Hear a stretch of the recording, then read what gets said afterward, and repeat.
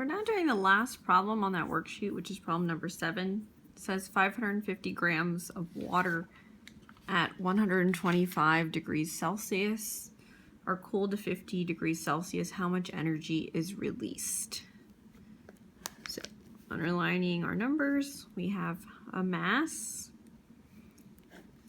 2 temperatures, and we're looking for energy, which is Q. Okay, so we're going to draw our graph. And we're going to note our temperatures. So we have 50 degrees Celsius. We have 125 degrees Celsius. My melting point of water, which is 0 degrees Celsius, is not going to fit in here. But my boiling point, which is 100 degrees Celsius, will fit in there. So I'm going to draw my straight line at my boiling point. And then next, to know whether I'm going to draw a line connecting upward in a positive manner or downward in a negative, I need to look at, are we heating or are we cooling? So if we're heating, we're going to go up. If we're cooling, we're going down. So we're cooling in this. And so I'm going to draw a negative slope here. And since this is when it's condensing, this is D. So this is our gas phase and this is our liquid phase. So we have 3 steps here. I'm going to start with step E.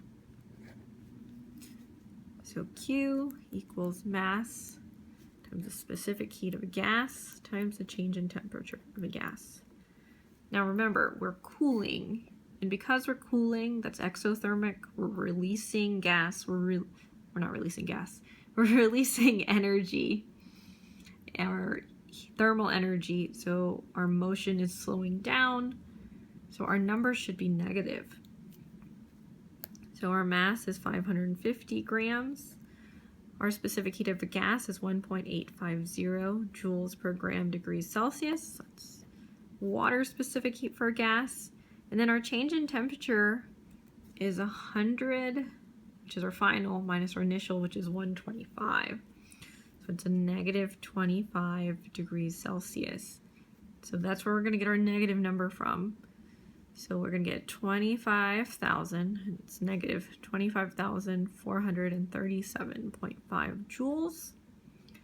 I want it in kilojoules, so I'm going to move that decimal over 3 spots. I'll get 25.44 negative kilojoules. Then we're going to do D. D is the heat of vaporization, and that is HV times N. If you compare the heat of fusion and the heat of vaporization, you'll realize the heat of vaporization is much larger. It's 40.7 compared to 6.02. So it takes much more energy to condense or evaporate than it does to freeze or melt. Okay, we're going to multiply this by our number of moles. So to do moles, we have to convert our 550 grams of water to moles. So here's our stoichiometry. And that is going to give us 30.56 moles. If we multiply those together, we'll get 1243.79 kilojoules. Now nothing in this situation tells us that we're doing an exothermic, so you have to make this number negative, because you know it's an exothermic. So it's a negative number, because it's the same equation whether it's evaporating or condensing. So you have to specify by either putting in a negative or taking it away. So we then lastly have step C, which is for a liquid phase. So Q equals mass times specific heat of liquid times change in temperature for a liquid. So our mass here is 550 grams times our specific heat for a liquid. And our specific heat for a liquid is 4.187 joules per gram degrees Celsius. If we look at our change in temperature this time, we have our final, which is 50 minus 100, so that's times negative 50 degrees Celsius. So it's going to give us 115,142.5 joules.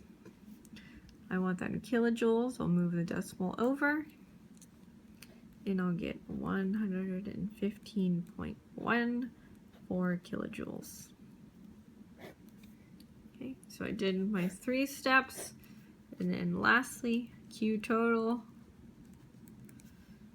is going to be negative 25.44 kilojoules plus negative 1,243.79 kilojoules plus, oh, I forgot to put my negative here. I'm sorry, guys. And plus our negative 115.14 kilojoules. Okay, so always double check your work. You can go back and fix your errors. You add all of that together, and your final answer is going to be negative 1,384.37 kilojoules.